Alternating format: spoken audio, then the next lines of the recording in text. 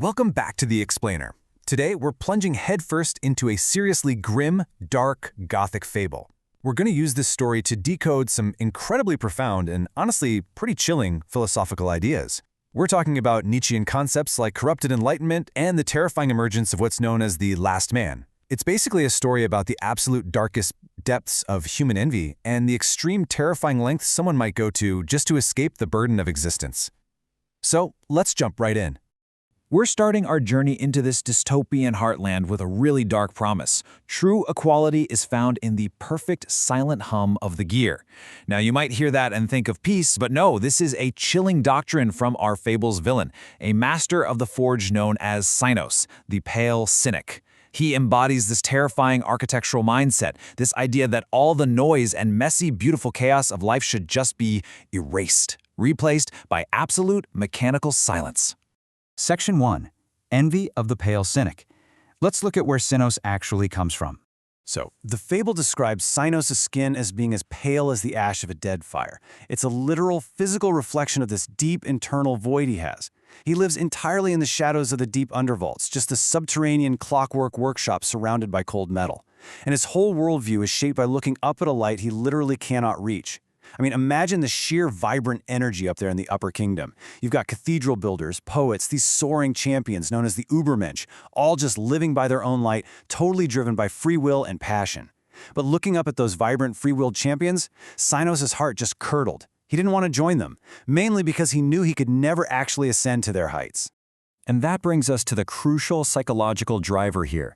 It's a foundational Nietzschean concept called ressentiment. Now, this isn't just your run-of-the-mill jealousy. No, it's a venomous envy that just ferments and rots into a fierce resolve to pull down the great. It's that overwhelming, burning desire to make sure no one can ever look down on you again. And how do you do that? Not by elevating yourself, but by dragging absolutely everyone else down into the dirt with you. Pure resentment is the inciting incident of this whole fable. Since Sinos couldn't rise to the upper kingdom, well, he decided no one else ever would. Section 2. Archetypes of Dark Enlightenment. Let's dig into the Germanic archetypes at play here. To really get Sinos, we have to peel back the layers and look at the deep Germanic folklore archetypes operating just beneath the surface. He's not just some bitter guy with a forge, right? He's a literal, literary, and philosophical mechanism of destruction. We all know the classic Faustian scholar, the guy who sells his soul to the devil for infinite experience, boundless knowledge, the ultimate highs of life. But Sinos, he's the exact dark inverse. He's the Faustian anti-scholar. Instead of seeking meaning, he uses forbidden knowledge and heavy industry to actively strip meaning away. To Sinos, existence is just this ungrammatical text, this giant mistake filled with way too much passion and suffering, and he believes it absolutely must be forcefully corrected and flattened. On top of that, he completely embodies the Alb, or the night fiend. In old Germanic folklore, an Alb is this pale, nocturnal entity that literally sits on the chests of sleeping victims to drain their breath and suffocate their dreams. Sound familiar? That is exactly what Sinos represents on a philosophical level. He's this suffocating force, crushing the ascending spirit, the very breath and vitality of humanity itself. Section 3. The Tarantula's Poison. Let's look at this dark alchemy in action. Returning to the damp, echoing undervaults of his workshop, we get to witness the terrifying specifics of his alchemy. First, he captures the mythological golden tarantula of the void. Now, this is a beast that literally spins its webs out of pure resentment and the desire to pull down the great. Next, he crushes this creature in a massive, heavy iron press. And finally, he distills its spite into this thick, glowing amber fluid and seals it up inside a simple apothecary vial.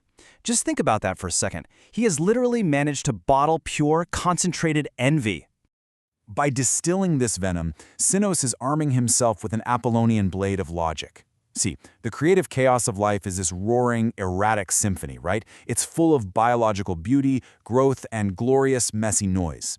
But Sinos absolutely despises that noise. He favors the Apollonian blade, pure logic, total silence, unalterable stasis. And he fully intends to use this blade of corrupted logic to completely silence the roaring symphony of creative chaos. Section 4. The Mechanical Sandman. Let's examine this psychological strike.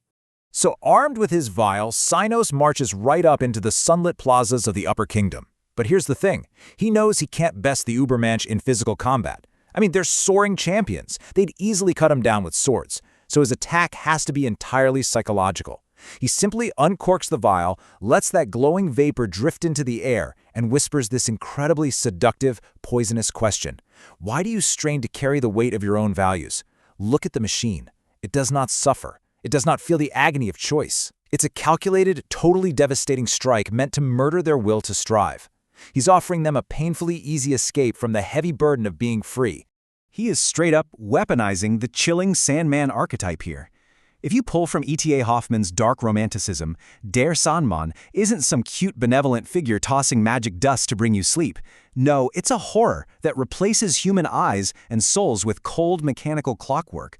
It twists the organic beauty of life into an unfeeling automaton. And Sinos, he's presenting this cold mechanical clockwork not as a curse but as a cure. A cure for the agony of choice, a cure for the suffering that just comes with biological rot and human striving. The horrific aftermath of this attack fundamentally changes those soaring champions. The original Übermensch, they were free-willed, bursting with organic passion, but after breathing in that vapor, they become the last man Übermensch. And the truly terrifying part is that the poison doesn't kill their bodies at all. Actually, scratch that, it's worse. It kills their will to strive. They stay physically invincible, but they are rendered entirely, completely hollow. The physical traits of this transition are just haunting. That vapor completely obliterates their organic human passion. Their vibrant skin, it turns to cracked porcelain. Their beating, passionate hearts harden into cold, rotating iron teeth. Their bright, glowing eyes turn totally white and sightless. They're still standing there? Sure, but they are no longer alive in any meaningful sense. They've just become sightless, hollow automatons. Section 5. The Logical Tomb. Welcome to the flattened dystopia. And this brings us to the bleak, horrifying culmination of the fable. Sinos stands victorious in his perfectly engineered dystopia. He's successfully traded the vitality of overcoming, which, inherently involves the agony of choice, the struggle of self-overcoming, all that heavy lifting of carrying your own values. He's traded all of that for the absolute stasis of a logical tomb. He's transformed a living, striving society into a beautifully cataloged zero. I mean, sure, it's a state of absolute equality, but it is equality in the dirt. He, quote-unquote, saved the universe from suffering by ensuring that nothing vital, nothing truly passionate, can ever possibly happen in it again. The story leaves us with this final, lingering image. Sinos smiling a pale, bitter smile, just holding his half-empty vial. He actually did it. He achieved his goal. He created a world where no one could ever look down on him again, entirely because everyone had finally been brought down to the exact same flattened existence. The Upper Kingdom was just gone. As we wrap up this explainer, I want to leave you with a final, really provocative thought.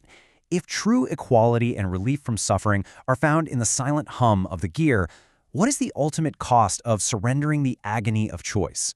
This fable asks us to take a hard look at our own lives. Would you surrender the messy, creative chaos of your own values, your own struggles, and your own passions just to escape the weight of carrying them? It is a pretty stark reminder that sometimes the cure for our suffering is actually far worse than the suffering itself. Thanks so much for exploring this dark Gothic fable with me today.